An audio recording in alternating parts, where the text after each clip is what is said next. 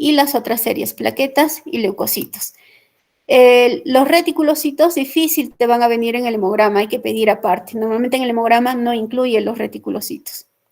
¿Ya? Y el índice de distribución eritrocitaria también es importante. ¿Cómo esperaría encontrar este índice de distribución de los reticulocitos? En una anemia ferropénica probablemente estén incrementados, en una anemia por talasemia estén normal. Entonces, estos parámetros sí me van a ayudar para enfocar mi diagnóstico, enfoque diagnóstico en un paciente con anemia. Los reticulocitos son los glóbulos rojos inmaduros. Ya hemos dicho que todos los glóbulos rojos, el 1 al 2% son reticulocitos. Y en valor absoluto va de 25.000 a 100.000. Siempre hay que sacar en valor absoluto. Nosotros siempre nos dan en porcentajes, pero nosotros tenemos que sacar en valor absoluto, ¿no?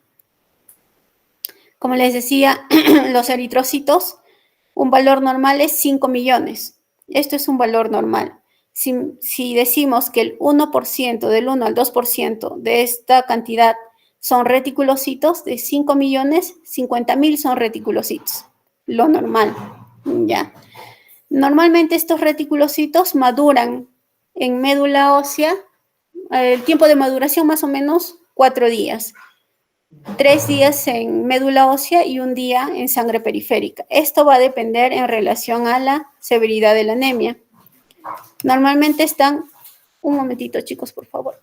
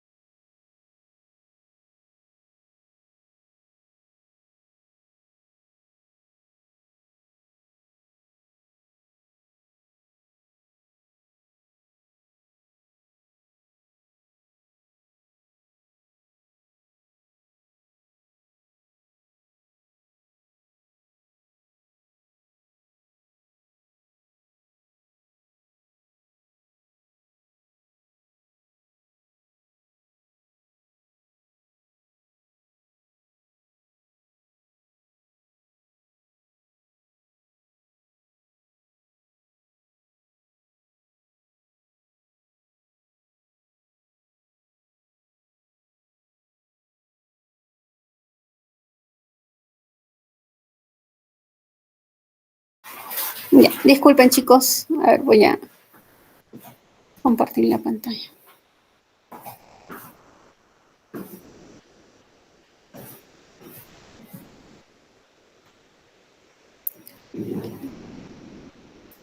Se ven las diapositivas, ¿no?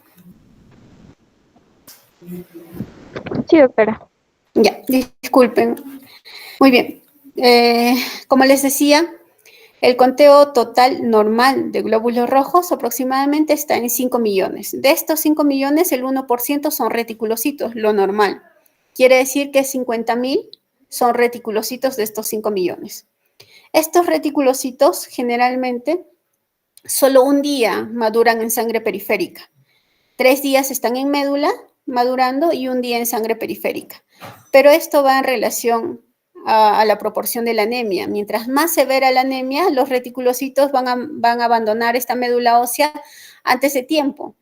Entonces, terminan madurando en sangre periférica 2 hasta 2.5 días en sangre periférica, ¿no? Entonces, esto va en relación o en proporción a la anemia.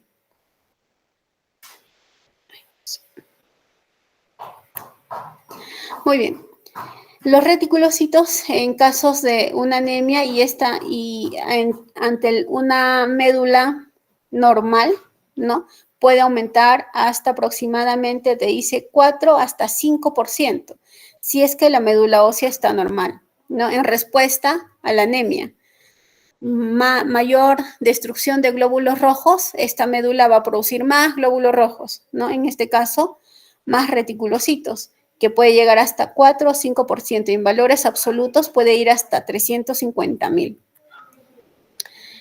Este cuadro es importante, ¿ya? Normalmente los reticulocitos, como decíamos, tienen un tiempo de vida media más o menos de 4 días, ¿no? Demora 4 días en madurar. 3 días aproximadamente en médula y solo un día en sangre periférica. Pero, ¿qué pasa ante la presencia de anemia? Mientras la anemia es mucho más severa, hay un aumento en estímulo de la eritropoyetina a la médula ósea para que produzca más reticulocitos. Estos reticulocitos, en respuesta a la anemia, van a abandonar la médula ósea y van a salir mucho más antes a sangre periférica, ¿no? Y van a completar su maduración a nivel periférico, en sangre periférica. Por ejemplo, si mi paciente tiene 15 de hematocrito, está con una anemia severa, el reticulocito va a estar menos días en médula y va a completar su maduración en sangre periférica, más o menos 2.5 días y solo 1.5 días en médula, un paciente con anemia severa. Lo normal es que esté 3.5 días en médula y solo un día en sangre periférica. Pero cuando hay anemia, abandonan antes la médula ósea y completan su maduración ya en sangre periférica. ¿Se entiende el cuadrito? Sí, doctora. Muy bien, gracias. ¿Qué datos tenemos que recopilar en un paciente con anemia? Si tenemos un paciente con anemia, dentro de mi anamnesis tengo que preguntar sobre el consumo de fármacos. Si ha consumido AINES, corticoides, si estoy sospechando que es una anemia ferropénica, tengo que tener como antecedente qué fármacos ha consumido el paciente, ¿no? AINES y corticoides, que son fármacos que lesionan la mucosa gástrica y pueden producir úlceras a nivel del tubo digestivo y generar una anemia ferropénica, ¿no? Por pérdidas. Antecedentes familiares de talasemia, antecedentes de viajes, pacientes con prácticas dietéticas veganos estrictos, vegetarianos, que están asociadas a deficiencia de vitamina B12. Antecedentes personales, pacientes que han sido sometidos a cirugía bariátrica, tienen antecedente de deficiencia de B12, hierro. Pacientes con enfermedades autoinmunes también. Antecedentes de sangrado, ¿no? Melena, menstruaciones abundantes en mujeres premenopáusicas. Otros datos a recopilar en un paciente con anemia asociado a dolores articulares, artralgias o artritis, probablemente es una anemia secundaria a una enfermedad autoinmune. Un paciente con anemia y fiebre, tendré que sospechar de enfermedades inflamatorias, ¿no? Un paciente con anemia asociado a parestesias, adormecimientos en manos, hormigueos, sospecharé de una anemia por deficiencia de B12, que te da compromiso neurológico, ¿no? Un paciente con anemia e ictericia sospecharé una anemia hemolítica.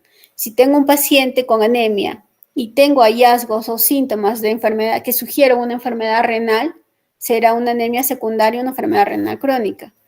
Una anemia en un paciente que tiene ascitis, edemas, ¿no? Ictericia, sospecharé de cirrosis hepática. Esa anemia probablemente es secundaria a una cirrosis hepática por hiperesplenismo. Entonces, es importante siempre ver anemia asociada a qué otros síntomas, ¿no? Una anemia asociada a artralgias, a rash malar, fiebre, será una anemia asociada a un lupus, por ejemplo, ¿no? Una anemia asociada a artritis, artralgias, que compromete varias articulaciones, pues una anemia probablemente secundaria a una artritis reumatoide. Entonces, siempre es importante buscar qué otros signos o síntomas tiene mi paciente aparte de la anemia, ¿no? Muy bien, en la anamnesis no olvidemos preguntar en pacientes premenopáusicas si tienen menstruaciones abundantes. Probablemente su anemia sea ferropénica secundaria a menstruaciones abundantes. Si hay embarazo, cirugías que van a alterar la absorción del hierro, como las cirugías bariátricas o B12, y antecedentes de cáncer gastrointestinal, ¿no? Pacientes jóvenes que tienen antecedentes familiares, papá o hermanos antes de los 40 años con un cáncer de colon, un cáncer gástrico, y tu paciente tiene 28 años y está viniendo con una anemia ferropénica y tiene estos antecedentes familiares, probablemente sea lo mismo. Siempre hay que preguntar también por síntomas secundarios a una deficiencia de hierro, como pica, piernas inquietas, pérdida de cabello o adelgazamiento del cabello.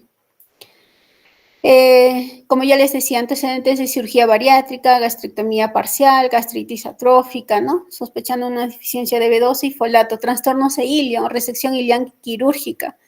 Tenemos una paciente que siempre se hospitaliza por anemias, ¿no? Y esta paciente ha sido operada, ha tenido resección de todo el ilio y es justo donde se absorbe la B12. Esta paciente siempre viene por anemias, ¿no? Y por el paciente no sigue un tratamiento adecuado posterior a esta resección y siempre hay que suplementarla, ¿no? Historia de medicación, como ya les dije, antecedente de consumo de AINES como la aspirina o bifosfonatos que alteran la mucosa gástrica, corticoides también, antecedente de uso de anticoagulantes, pacientes anticoagulados con warfarina, ¿no? Sospecharé que esa anemia sea secundaria a sangrados, siempre en cuando el paciente esté sobre anticoagulado, ¿no? Viene con hemorragia digestiva y tiene un INR en 10, está sobre anticoagulado. En este caso asumo que esa hemorragia digestiva es secundario al exceso de anticoagulación, ¿no? Porque está sobre anticoagulado. Pero si mi paciente es anticoagulado, usa la warfarina y su INR está en 2 o menos de 2, ese sangrado gastrointestinal no es por la anticoagulación, porque no está sobre anticoagulado, ¿no? Muy bien, historias de pacientes con consumo de alcohol. Voy a sospechar de deficiencia de folato. Muy bien. En el cuadro clínico no hay un valor exacto o una concentración específica de hemoglobina que provoque los síntomas de anemia, pero generalmente el paciente se hace sintomático cuando la hemoglobina está menos de 7, ¿no? Una hemoglobina menos de 7 y el paciente va a tener síntomas, disnea, cansancio, no tolera los esfuerzos físicos, mareo, síncope, ¿no? En los pacientes que tienen una alteración a nivel cardíaco, como una insuficiencia cardíaca, son coronarios, han tenido un evento coronario, un infarto agudo del miocardio, en ellos probablemente los síntomas se presenten con valores de hemoglobina mucho mayor, ¿no? Hemoglobinas de 8, 9 y el paciente es coronarios va a tener ya síntomas, a diferencia de un paciente con función cardíaca normal. Ellos van a ser más sintomáticos con un nivel de hemoglobina mucho mayor. Los síntomas de la anemia están asociados por el suministro deficiente de oxígeno, ¿no? Todos los síntomas de la anemia son secundarios a un suministro deficiente de oxígeno. Fatiga, apatía, disnea, dolor torácico, ¿no? No toleran el ejercicio, mareo, síncope, cefalea y palpitaciones. Los signos asociados, palidez de piel, mucosas, taquicardia, hipotensión, taquipnea. Mientras más severa la anemia, más sintomático va a estar el paciente. Ahora, otros signos y síntomas asociados a la anemia, por ejemplo, ilictericia. Voy a sospechar que es una anemia hemolítica, ¿no? No solo voy a tener una anemia hemolítica ilictericia, tendré orinas oscuras, hepatoesplenomegalia, ¿no? Muy bien. ¿Qué datos me interesan en un paciente con anemia? ¿Qué exámenes voy a pedir? ¿No? Entonces, tú ya tienes tu hemograma y estás viendo la hemoglobina. La hemoglobina, de acuerdo a la severidad, ¿no? Si es menos de 13 en varones o menos de 12 en mujeres. Entonces, lo que tú ves en el hemograma, aparte de la hemoglobina, es ver el volumen corpuscular. Una manera de enfocar a un paciente con anemia es en base al volumen corpuscular, que es el enfoque morfológico, ¿no? Entonces tienes que ver cómo está tu volumen corpuscular, cómo está la hemoglobina corpuscular media, cómo están los hematíes, ¿no? Los hematíes, como les decía, es un dato que muchas veces pasa desapercibido y nos aporta bastante información. Aparte de eso, hay que ver cómo están las otras series, cómo están tus plaquetas y cómo están los leucocitos. El recuento de reticulocitos, cómo está la función renal y la función hepática. No vaya a ser que esa hemoglobina sea secundaria en una enfermedad renal crónica o sea secundaria en una cirrosis hepática. Si ustedes sospechan que esa anemia es secundaria a hemólisis, es una anemia hemolítica, parte de sus exámenes que ustedes tienen que pedir es lactato de deshidrogenasa, bilirrubinas y aptoglobina. Y no se olviden siempre en un paciente con anemia pedir lámina periférica.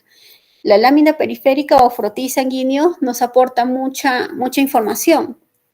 Con tan solo ver en la lámina periférica esquistocitos, que son glóbulos rojos fragmentados, tú ya estás sospechando que es una anemia microangiopática. Con tan solo ver los glóbulos rojos fragmentados, ¿no? Si vemos en el hemograma, en la lámina periférica, microcitos, glóbulos rojos en formas de lápiz, más o menos tú ya te estás orientando qué tipo de anemia es o secundario a qué, ¿no? Muy bien, como les decía, una manera de enfocar la anemia en los adultos es en base al enfoque cinético y el enfoque morfológico. Hay dos enfoques.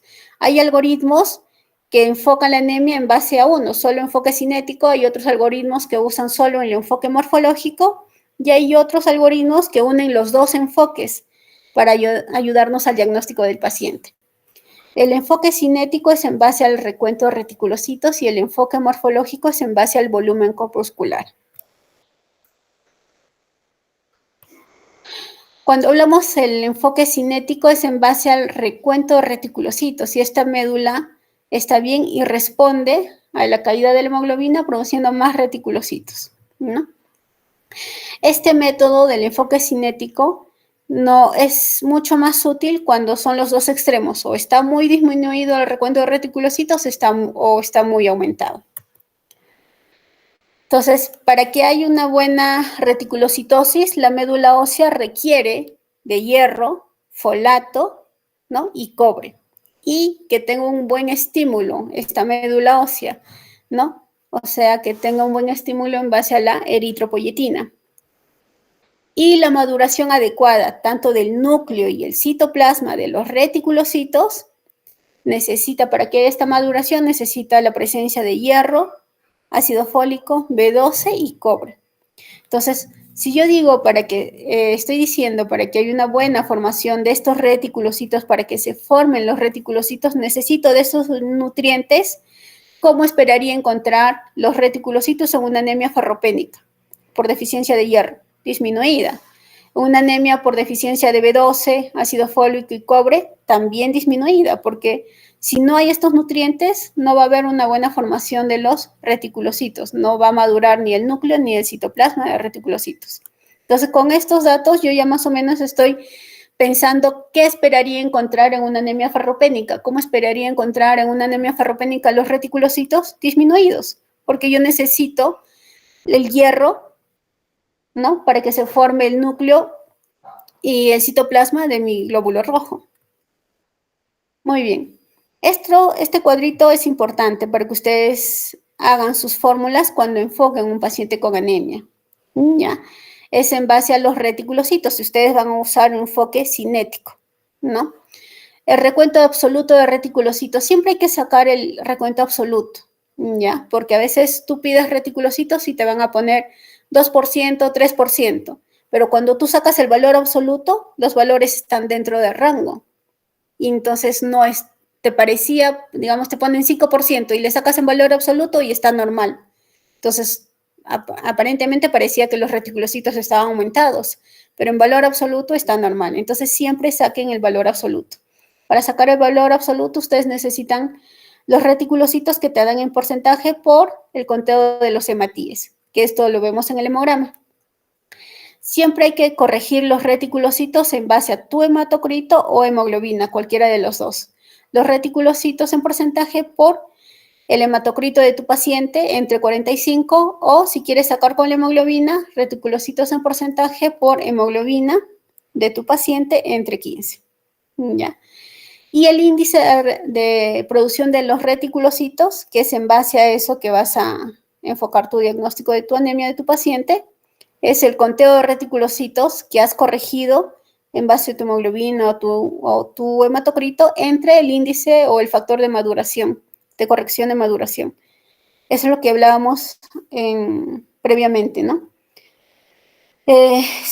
Por ejemplo, el conteo de reticulocitos corregido entre el factor de corrección, si tu paciente tiene un hematocrito entre 26 y 35, el factor de corrección que vas a usar es 1.5. Ya si tu paciente tiene un hematocrito entre 16 y 25, el factor de corrección que usarás es 2. Y eso pones acá. El conteo de reticulocitos corregido entre 1, 1.5, 2 o 2.2.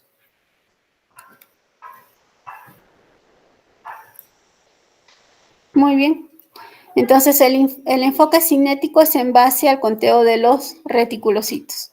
Cuando hay una disminución en la producción de glóbulos rojos debido a deficiencia de nutrientes, como ya les decía, ¿no? Por ejemplo, no hay hierro, no hay una concentración adecuada de B12 ni folato, los reticulocitos van a estar disminuidos. Cuando hay una enfermedad renal crónica que conduce a bajos niveles de eritropoyetina, los reticulocitos también van a estar disminuidos. Entonces, ¿cómo esperaría encontrar los reticulocitos en un paciente con enfermedad renal crónica estadio 5? Disminuidos, ¿no? Porque no hay el estímulo de la eritropoyetina a la médula ósea.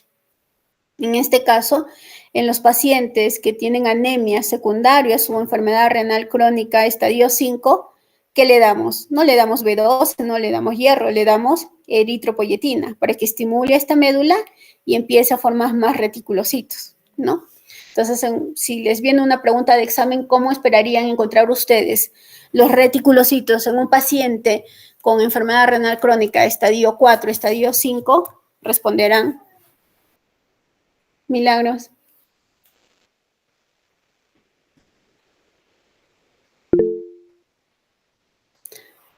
A ver, ¿quién responde? Sería con el uso de ¿Cómo? con el uso de eritropoyetina, doctora. Ya, pero ¿cómo esperarías encontrar los reticulocitos en un paciente? Si yo te pongo paciente, varón de 70 años, que como antecedente tiene enfermedad renal crónica, estadio 5, ¿no? Que acude por anemia, hemoglobina de 8. ¿Cómo esperaría usted encontrar el conteo de reticulocitos? ¿Aumentado? Estarían disminuidos. Doctora, disculpe. Disminuidos, ¿no? Sí, disminuidos, Disminuidos. Ajá, ya, muy bien. ¿En qué casos también voy a encontrar reticulocitos disminuidos? Por ejemplo, en pacientes que tienen infiltración de la médula ósea por cáncer, infiltración de la médula ósea por infección, ¿no? O una aplasia pura de la médula ósea, obviamente los reticulocitos van a estar disminuidos.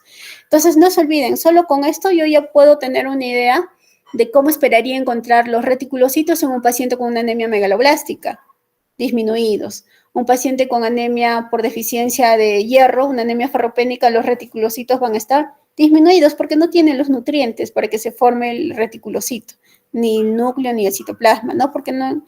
Entonces, en las preguntas de examen, ¿cómo esperaría encontrar un paciente con anemia megaloblástica? Los reticulocitos, ¿cómo estarían?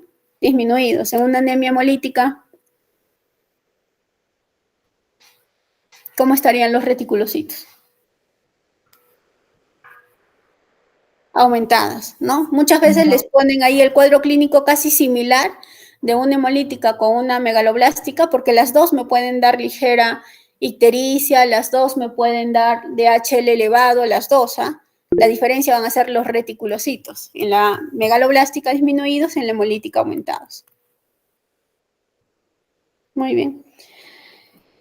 Cuando hay un aumento en la producción en la destrucción de los glóbulos rojos, si la médula ósea está bien, va a responder aumentando el porcentaje de la producción de reticulocitos, ¿no? En este caso en hemólisis, ya sea una hemólisis por defecto intrínseco o extrínseco del glóbulo rojo. Si es intrínseco, probablemente un problema de membrana, defectos en la membrana, como por ejemplo en pacientes con esferocitosis hereditaria. Si es una hemólisis por defecto extrínseco del glóbulo rojo, por ejemplo, en pacientes con anemias hemolíticas, por presencia de anticuerpos que van a destruir el glóbulo rojo, ¿no? En este caso, el problema es fuera de la médula. Hay anticuerpos que están circulando y están destruyendo el glóbulo rojo.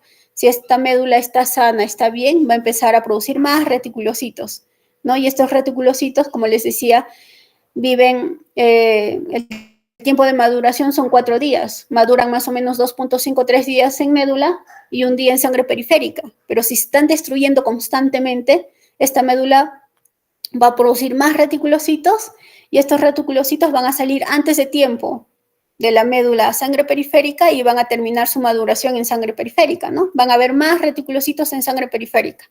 Ya no, este reticulocito ya no va a estar un día en sangre periférica, probablemente esté 2 o 2.5 días, porque va a madurar más en sangre periférica que en médula.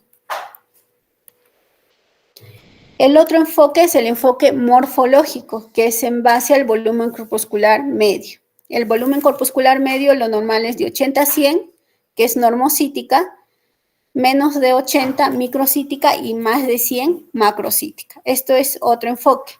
Al igual que el enfoque cinético, es mucho más útil cuando son dos extremos, o es microcítica o es macrocítica. Sirve más o no se orienta más. Entonces, cuando hablamos de una anemia microcítica, el volumen corpuscular menos de 80, la primera causa siempre va a ser la anemia ferropénica por deficiencia de hierro. En segundo lugar está la talasemia y en tercer lugar está la anemia inflamatoria o anemia por enfermedad crónica. ¿Ya? Las tres primeras causas. Como les decía, sirve más este enfoque cuando son dos extremos, o es microcítica o es macrocítica. Cuando hablamos de macrocítica, estamos hablando de un volumen corpuscular más de 100, ¿ya? Quiere decir, cuando hablamos de anemia macrocítica, el volumen corpuscular más de 100 y va a depender de los reticulocitos. ¿Cómo está mi recuento de reticulocitos? Si tengo una anemia macrocítica y los reticulocitos están incrementados, lo primero que voy a pensar es en hemólisis, ¿no? La anemia hemolítica es normocítica y macrocítica también. Entonces, si tengo una anemia macrocítica y los reticulocitos están aumentados, sospecharé de hemólisis. Si tengo una anemia macrocítica y el recuento de reticulocitos está disminuido, sospecharé una anemia por deficiencia de B12 y folato. Entonces, la anemia macrocítica tengo la megaloblástica y la anemia hemolítica, pero la diferencia van a ser los reticulocitos. Los reticulocitos aumentados en la hemolítica y disminuidos en la vitamina B12, y las dos me dan macrocíticas. ¿Qué otras causas de anemia macrocítica? Pacientes con cirrosis hepática. También ustedes vean, cuando vayan a los hospitales, revisen los hemogramas de un paciente cirrótico. Normalmente tienen volúmenes corpusculares de 100, 102, 103, hasta 110. Un paciente con cirrosis hepática es anemia macrocítica. Pacientes con función tiroidea también alterada, también. Pacientes con trastornos por consumo de alcohol también tienen anemia macrocítica. Y el síndrome mielodisplásico también es una anemia macrocítica. O en un síndrome mielodisplásico, los reticulocitos también están disminuidos. En quienes sospechan de un síndrome mielodisplásico en adultos mayores, ¿no? Los adultos mayores con anemia macrocítica, piensa primero en síndrome mielodisplásico y los reticulocitos van a estar disminuidos. El enfoque morfológico, cuando encontramos normocítica. En normocítica quiere decir el volumen corpuscular entre 80 y 100. Lo primero que voy a pensar siempre es la anemia por inflamación, ¿ya? Y esto también va a depender del recuento de reticulocitos. Si el recuento de reticulocitos es inapropiadamente bajo, ¿no? Reticulocitos disminuidos. Si es una anemia normocítica, sospecharé anemia por inflamación. A la cabeza, enfermedad renal crónica, que me va a dar una anemia normocítica y reticulocitos disminuidos, ¿no? Porque no hay eritropoyetina que estimule esta médula, por lo tanto los reticulocitos no se van a formar y van a estar disminuidos.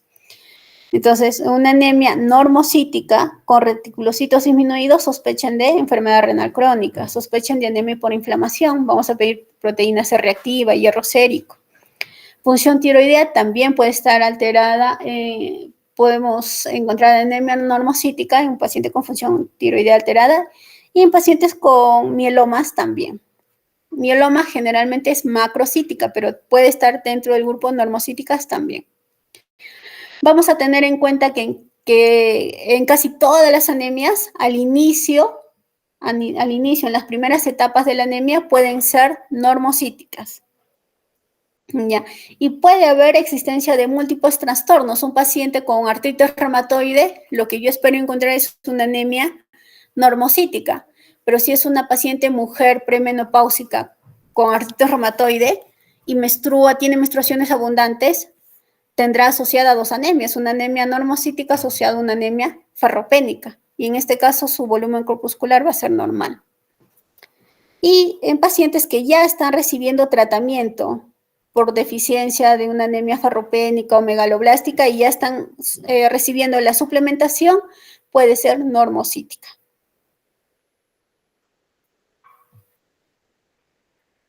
Muy bien.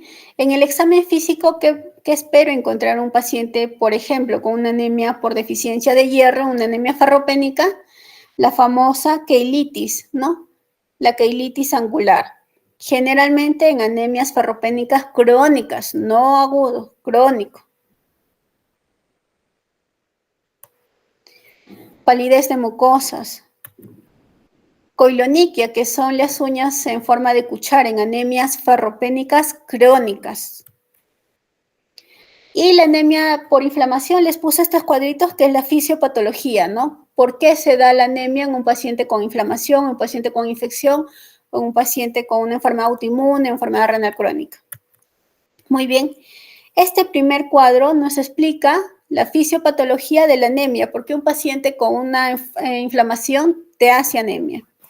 ¿Qué pasa en un proceso inflamatorio? Se libera citoquinas como el interferón gamma, el factor de necrosis tumoral, la interleuquina 6. Estas citoquinas van a alterar la función de los glóbulos rojos. Por ejemplo, ¿qué hace la interleuquina 6? La interleuquina 6 que se libera en un proceso inflamatorio va a estimular al hígado para que libere la hepcidina. Esta hepcidina lo que va a hacer es que el macrófago empieza a recolectar o reciclar más hierro. Por lo tanto, el porcentaje de hierro va a disminuir a nivel de sangre. Si no hay hierro, se va a ver alterada la producción de los glóbulos rojos, ¿no? Y este hierro disminuido va a hacer que no haya una buena formación de los glóbulos rojos.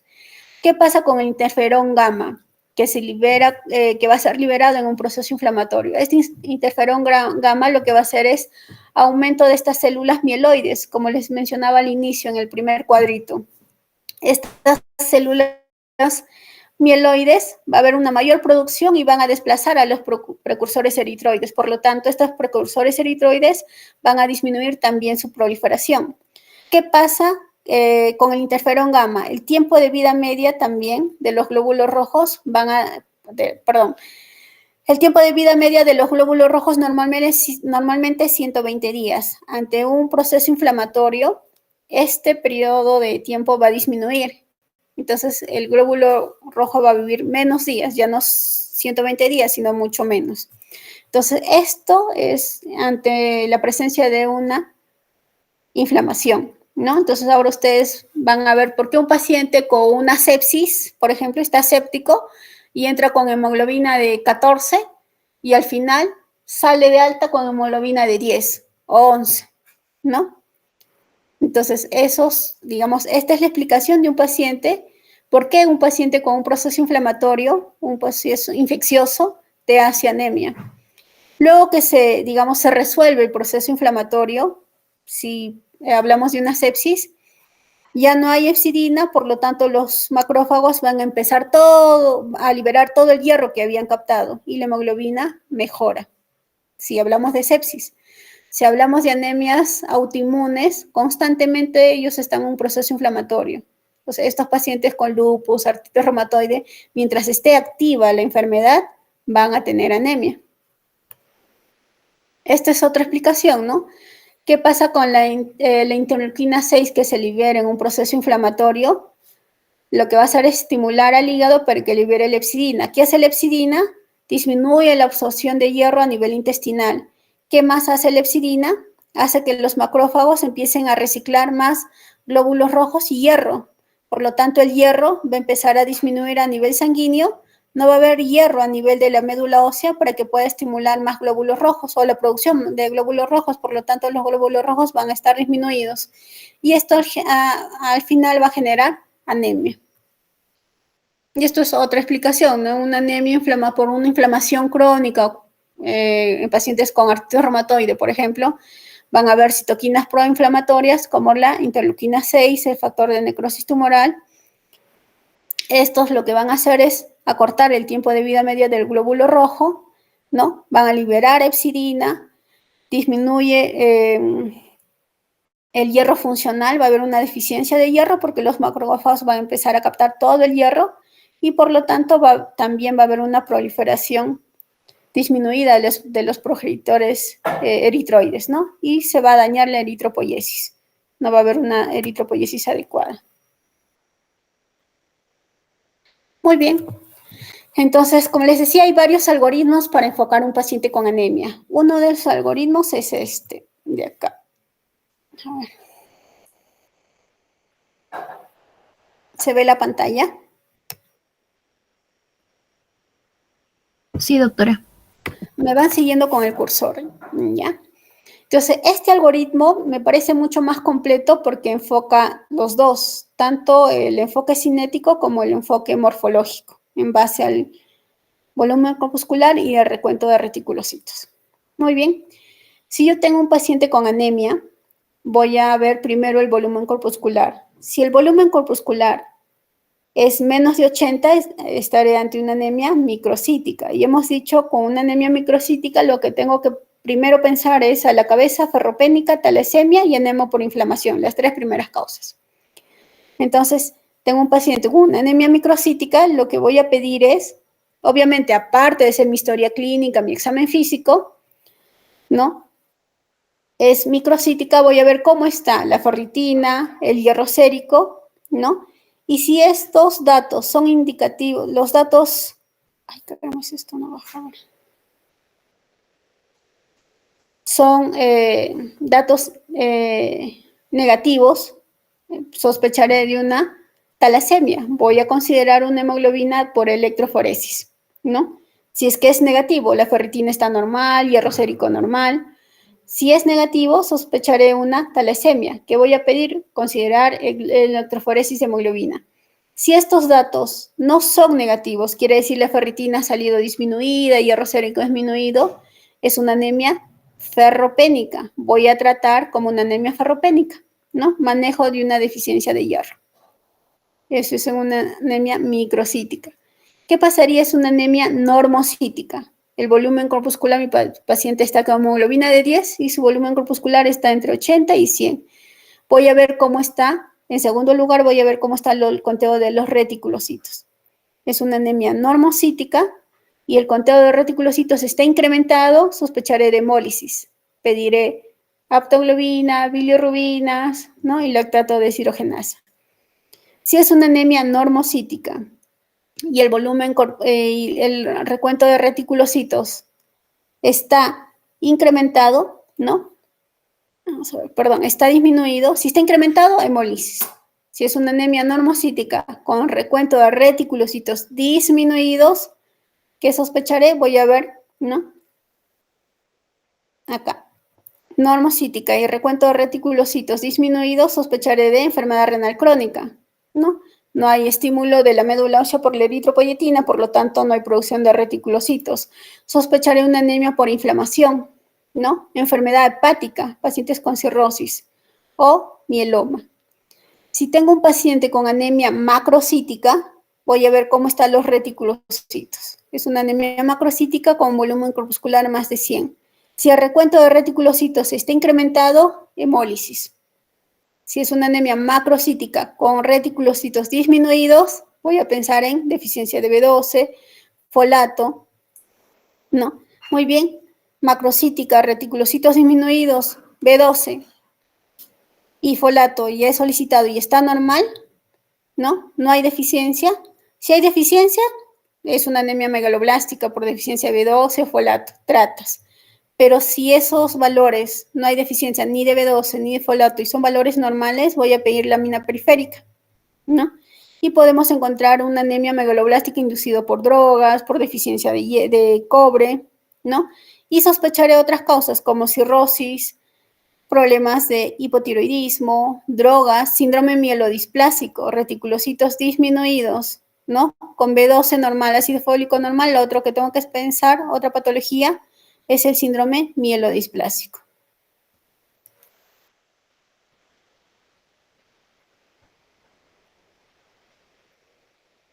Muy bien.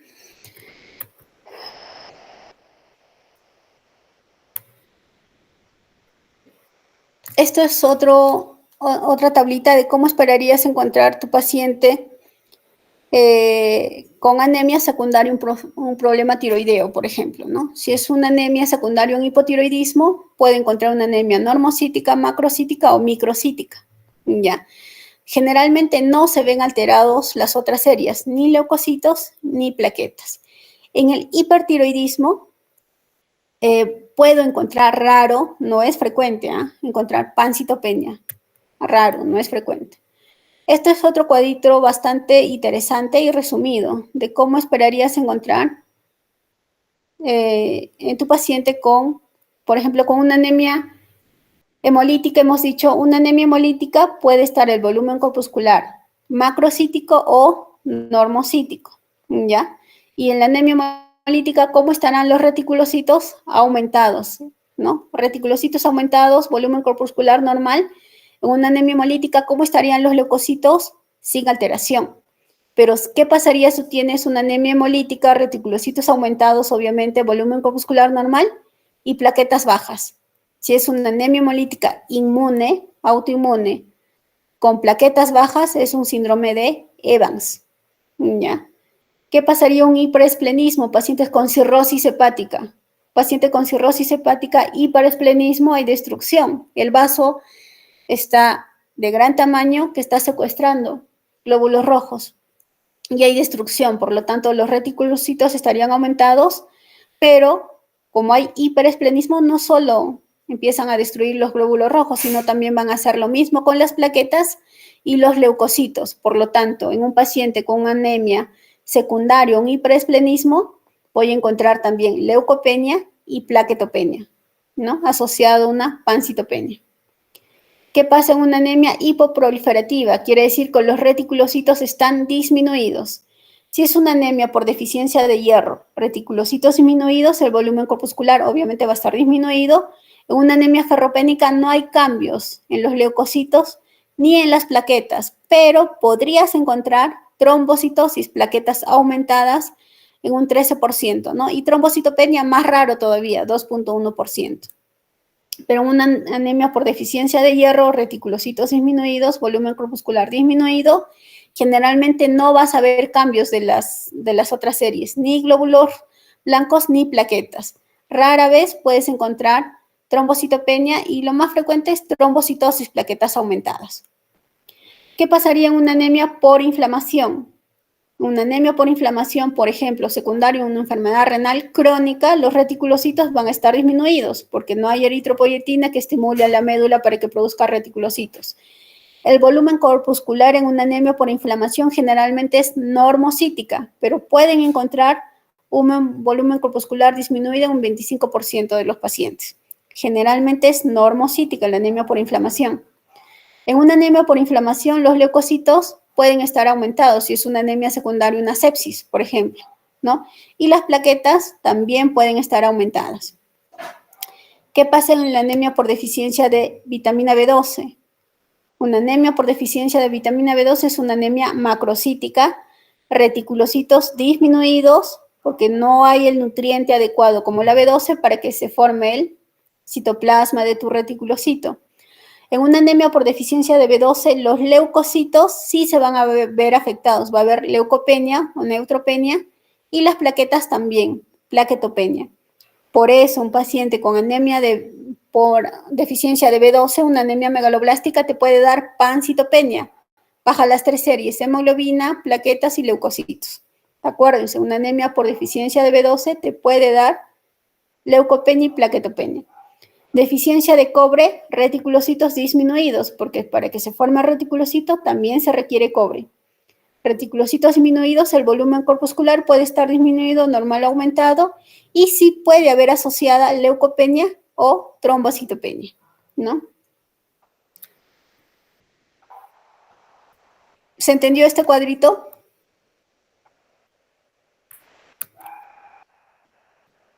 Chicos. Sí, doctor. Ya, esto es otro algoritmo solo en base al volumen corpuscular. Casi lo mismo, ¿no? Menos de 80 a 100 y más de 100. Más de 100 a la cabeza deficiencia de B12 y menos de 80 a la cabeza parropénica, talasemia, enfermedad por inflamación. ¿Cuáles son los mecanismos asociados por drogas? ¿Cuál es el mecanismo asociado en un paciente con anemia, ¿no? Por drogas. En una anemia por deficiencia de hierro, el mecanismo es la irritación de la mucosa gastrointestinal, ya sea estómago, duodeno, ¿no? Ilion. Entonces, ¿quién irrita o lacera la mucosa gastrointestinal? AINES, aspirina, corticoides, ¿ya? Y acá nos falta bifosfonatos.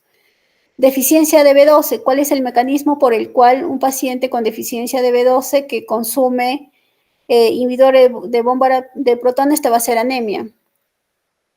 Los inhibidores de bomba de protones, como el omeprazol, altera la absorción de la vitamina B12 al incrementar el pH gástrico. Lo mismo con los antiácidos y lo mismo con los bloqueadores de receptores de H2.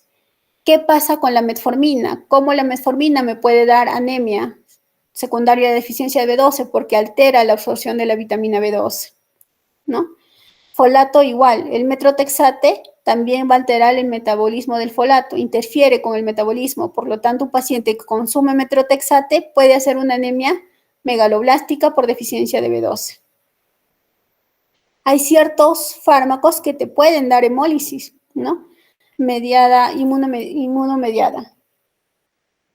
Entonces, estos son algunos de los mecanismos por los cuales algunos fármacos te pueden dar deficiencia de B12.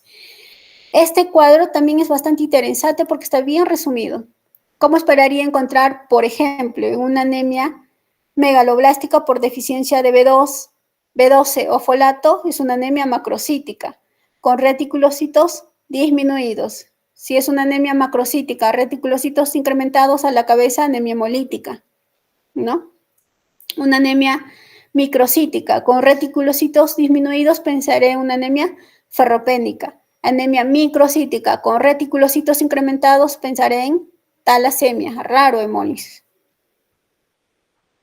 Otro algoritmo es en base al índice reticulocitario, la primera fórmula que les mostré adelante, ¿no? El índice reticulocitario que ustedes sacan con el porcentaje de los reticulocitos corregidos por el o entre el índice de factor de corrección.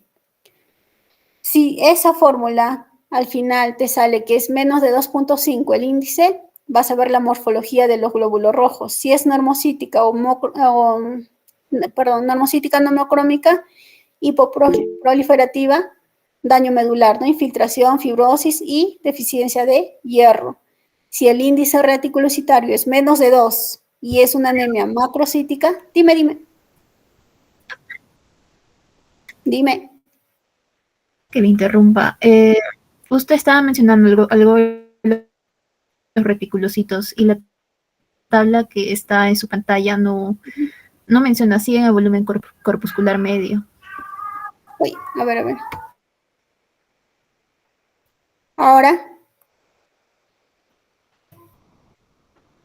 Ahora sí ya cambió, es un esquema de color verde. Sí, ya, muy bien, gracias. Muy bien.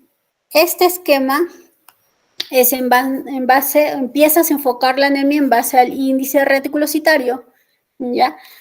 En base a la fórmula que les había mencionado adelante, al inicio.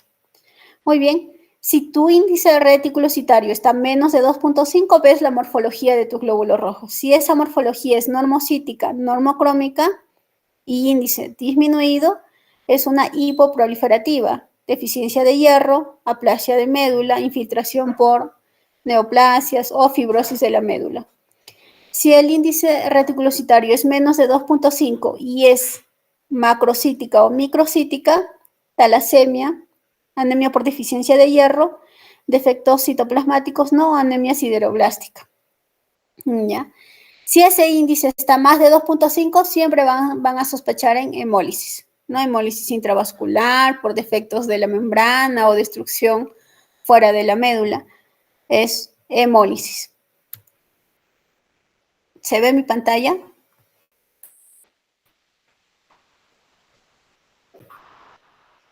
Y en el índice, doctora. ¿Sí? Ahora. ¿Datos importantes? ¿Ha cambiado de diapositiva? Sí. No. Ahora sí. Datos importantes. Sí, ¿no? Sí, doctora. No se olviden una anemia por deficiencia de hierro, una anemia ferropénica. El diagnóstico se hace con la ferritina. Obviamente vas a ver tu volumen corpuscular, tu historia clínica, ¿no? Tu examen físico. Si nosotros pedimos la ferritina y está por debajo de 15, es una anemia ferropénica. Va a depender si está ante la presencia de inflamación o no, ¿ya? Porque la ferritina es un reactante de fase aguda. En un proceso inflamatorio, la ferritina se eleva. Quiero decir, si un paciente está con una neumonía, está con una sepsis secundaria a una neumonía, si yo le pido la ferritina va a estar elevada, porque es un reactante de fase aguda. En un proceso inflamatorio, la ferritina se va a elevar. Entonces, los puntos de corte es 15 a 100. Sin inflamación, menos de 15 es una anemia ferropénica. Con inflamación, una ferritina en presencia de una inflamación, el punto de corte es 100, ¿ya? Y la saturación de transferrina está por debajo de 16 al 20% en una anemia ferropénica, ¿ya? El diagnóstico nos apoyamos en la distribución de los glóbulos rojos, el ancho de distribución de los glóbulos rojos, que va a estar aumentado en una anemia ferropénica. Es lo que les decía, ¿no? En un hemograma sí te viene esto, ¿ya? Vean, siempre en su hemograma no solo vean la hemoglobina, el volumen corpuscular, vean el índice de distribución de los glóbulos rojos.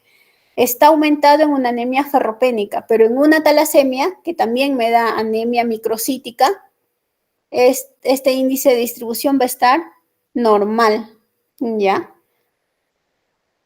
En un frotis de sangre periférico, una anemia ferropénica, voy a encontrar anisocitosis, hipocromía, células en diana, ¿no? Células en lápiz. El recuento de los glóbulos rojos eritrocitos generalmente va paralelo de la mano con la hemoglobina. Baja la hemoglobina, baja glóbulos rojos. Siempre van de la mano, excepto en una condición, cuando hay microcitosis extrema. ¿Y en qué casos tú vas a ver microcitosis extrema? Quiere decir volúmenes corpusculares extremadamente pequeños, 60, 55 en los pacientes con talasemia. En estos pacientes, el recuento de los eritrocitos va a estar elevado en presencia de anemia. O sea, vas a tener hemoglobina disminuida, 10 de hemoglobina y glóbulos rojos aumentados, hematíes aumentados. En cambio, en una ferropénica tienes hemoglobina baja y hematíes bajos. Entonces, hay una condición en la cual ustedes van a ver hematíes aumentados y hemoglobina baja, es la talasemia.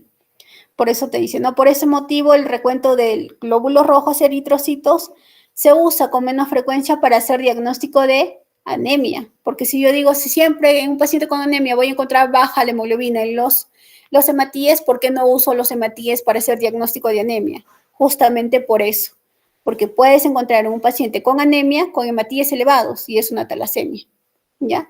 El recuento elevado de eritrocitos en una persona con anemia sugiere talasemia.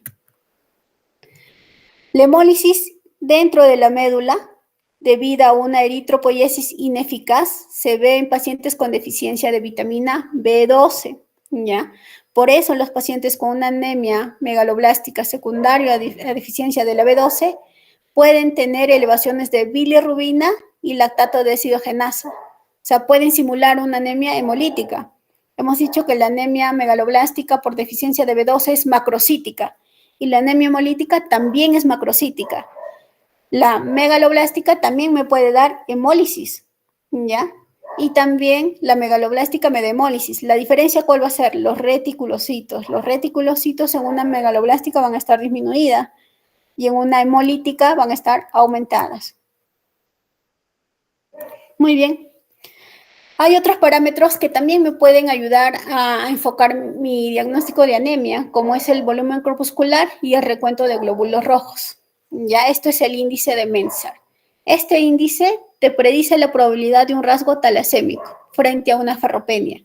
Si estamos diciendo que una anemia microcítica está a la cabeza ferropénica y en segundo lugar la talasemia, quiere decir que las dos anemias me dan microcitosis. Una manera de diferenciar si esta anemia microcítica es talasemia o es ferropénica es dividiendo el volumen corpuscular entre el conteo de los hematíes, ¿ya? Si esta relación del volumen corpuscular entre el recuento de glóbulos rojos es inferior a 13, lo más probable es que sea talasemia y no ferropénica, ¿ya? Entonces, esto está descrito en las literaturas y te dice que si esto es menos de 13, es más probable, la talasemia es más probable que la ferropénica, como vemos acá. Si ustedes tienen calculadora a la mano, pueden dividir esta relación del volumen corpuscular entre los glóbulos rojos, el índice de Menser. Esto es un hemograma de un paciente con talasemia y esto es un hemograma de un paciente con anemia ferropénica. Muy bien. Yo veo las hematíes de un paciente con anemia por talasemia, están aumentados, 5.4 millones. Lo normal hemos dicho que es 5 millones. Y en una anemia ferropénica, los hematíes están disminuidos. En este caso, lo ponen dentro del rango. Pero si ustedes ven el volumen corpuscular, la microcitosis es mucho más extrema en la talasemia que en la ferropénica. Las dos son microcíticas. La talasemia tiene volumen corpuscular de 64 y una anemia ferropénica tiene un volumen corpuscular de 77. Las dos son microcíticas, pero ustedes ven las diferencias de los hematíes. En una los hematíes están aumentados y en la ferropénica los hematíes están normal o disminuidos. Si ustedes dividen 64 entre 5.4, lo más probable es que sea menos de 13, ¿no? Y si dividen acá 77 entre 4.6, es más de 13. Entonces, esto es una ferropénica y esto es una talasemia. Solo viendo el hemograma y usando esta fórmula, ustedes pueden diferenciar una anemia microcítica si se orienta para ferropénica o talasemia. Entonces, lo que te dice la literatura es que puedes usar 3 fórmulas. Si ustedes utilizan 3 fórmulas, cualquiera de ellas, el de Menser o el de Inglaterra, que todos incluyen el volumen corpuscular y los glóbulos rojos, y las 3 te dan estos parámetros menos de 0, menos de 13. Por ejemplo, en un hemograma, uso 3 fórmulas. Uso la de Inglaterra, uso la de Menser y uso la de Sirdal. Estas 3 me dan valores, cortes sugestivos para beta-talasemia. Lo más probable es que si sea esa anemia microcítica sea una beta-talasemia, una secundaria, una talasemia. Usando 3 fórmulas y las 3 te da los puntos de cortes sugestivos, es una talasemia. ¿Se entendió este cuadrito? Y estos valores lo obtienen solo con el hemograma, no estás pidiendo nada más, porque en el hemograma tienes el volumen corpuscular y tienes el conteo de los hematíes. Y todas estas fórmulas solo te pide hemograma y conteo de hematíes. ¿Ve? Volumen corpuscular, conteo de hematíes, hemoglobina. Y esos parámetros lo tienes en tu hemograma. Hemólisis. Tienes un paciente con una anemia hemolítica no inmune, quiere decir CUMS directo, negativo, asociado a plaquetopenia, sospecha en anemia microangiopática. Una anemia hemolítica autoinmune, asociada a plaquetopenia, síndrome de Evans. Anemia hemolítica no inmune, CUMS directo negativo, no hay presencia de anticuerpos, no es inmune, asociado a plaquetopenia, sospecha en anemia microangiopática. Las causas son varias, pero el hecho de sospechar, yo ya puedo orientarme cuál puede ser la causa de la anemia de mi paciente. En la lámina periférica, como les dije, nos aporta datos muy importantes, incluso diagnósticos. Si ustedes ven un glóbulo rojo fragmentado, sospechen en una anemia microangiopática, es una anemia microangiopática. Ver glóbulos rojos fragmentados en su lámina periférica es una anemia microangiopática. Las causas son múltiples, pero es una anemia microangiopática. Va a depender del contexto clínico de tu paciente. Este es otro algoritmo. Esto es una lámina periférica que vemos esferocitosis, glóbulos rojos circulares, ¿no? Esferocitos. En frotis de sangre periférica es importante. Por ejemplo, en un paciente con deficiencia de vitamina B12, una anemia megaloblástica, lo que yo voy a ver son neutrófilos hipersegmentados. Van a ser más de 7 lóbulos. Tienen varias segmentaciones, generalmente más de 6. En este caso tiene 7 lóbulos. A diferencia de una anemia por síndrome mielodisplásico. Una anemia secundario a un síndrome mielodisplásico es macrocítica. Una anemia secundario a una deficiencia de B12, una anemia megaloblástica es macrocítica. Tanto la megaloblástica como la síndrome mielodisplásico, las dos son anemias macrocíticas, ¿no? Megaloblástica y síndrome mielodisplásico, las dos son macrocíticas. Si yo pido una lámina periférica y veo que hay hipersegmentación de los neutrófilos y estos segmentos son más de 6, es una anemia megaloblástica. Si yo veo que esta hipersegmentación es menos de 6, es una anemia por síndrome mielodisplásico. O sea, por eso les decía que una lámina periférica nos va a dar datos importantes, incluso diagnósticos. Otro dato importante es una anemia ferropénica y una anemia por inflamación. Un paciente con anemia por inflamación y anemia ferropénica, siempre usamos la saturación de transferrina y los niveles de ferritina. La ferritina va a estar incrementada en una anemia por inflamación y en la ferropénica van a estar disminuidas. El índice de distribución de los glóbulos rojos van a estar aumentados en una ferropénica y en una talasemia van a estar normal. ¿Ya?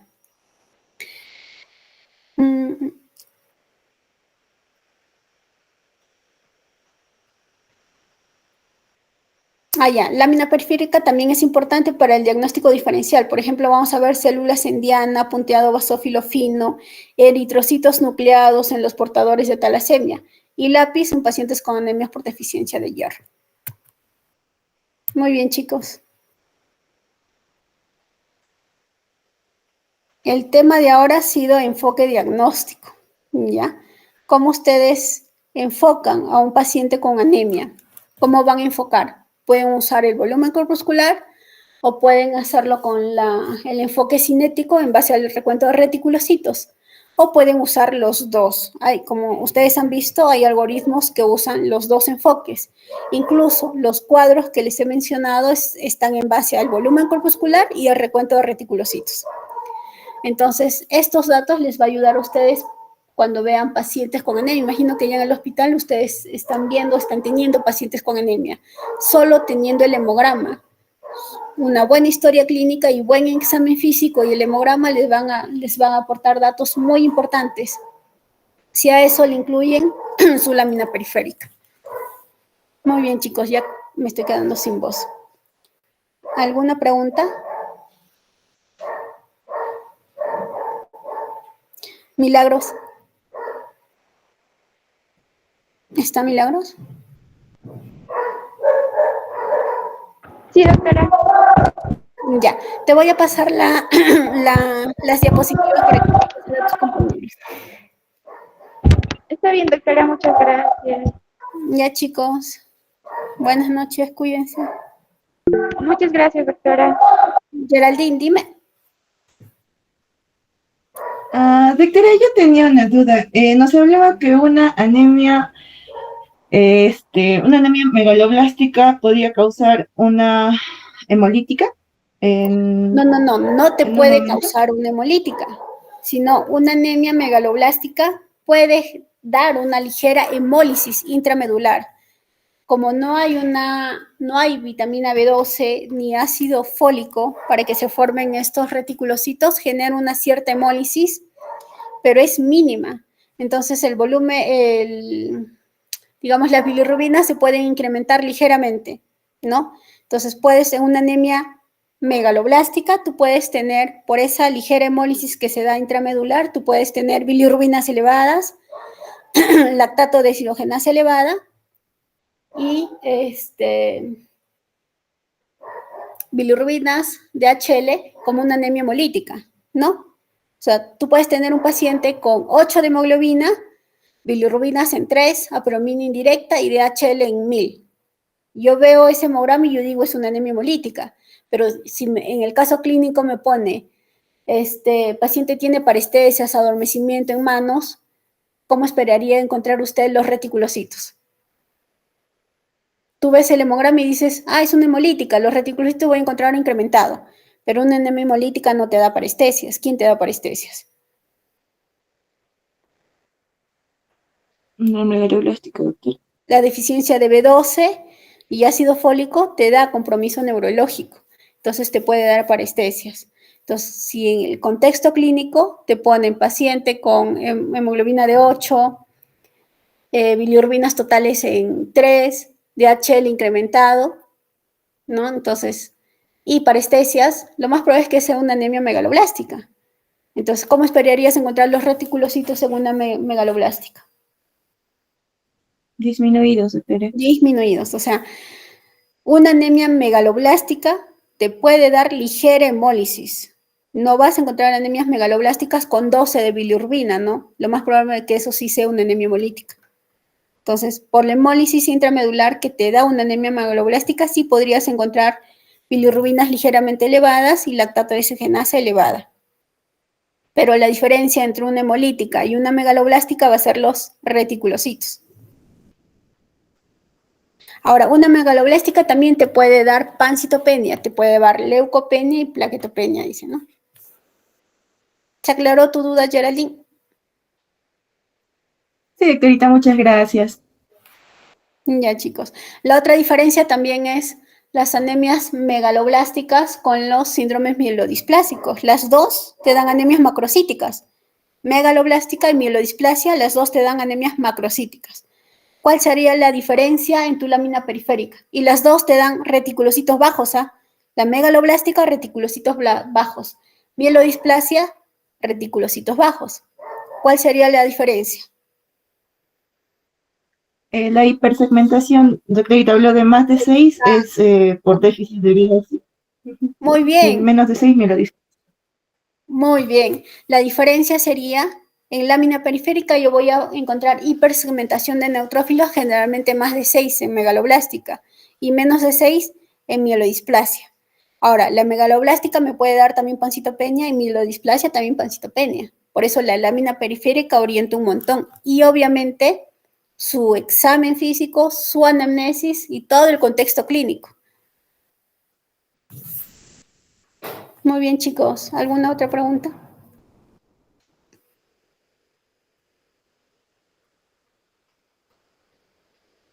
Ya. Muy bien. Milagros, te pasa entonces las diapositivas. Está bien, doctora, muchas gracias. Ya, chicos, buenas noches. Cuídense. Muchas gracias, doctorita. Hasta luego. Chao. Ya.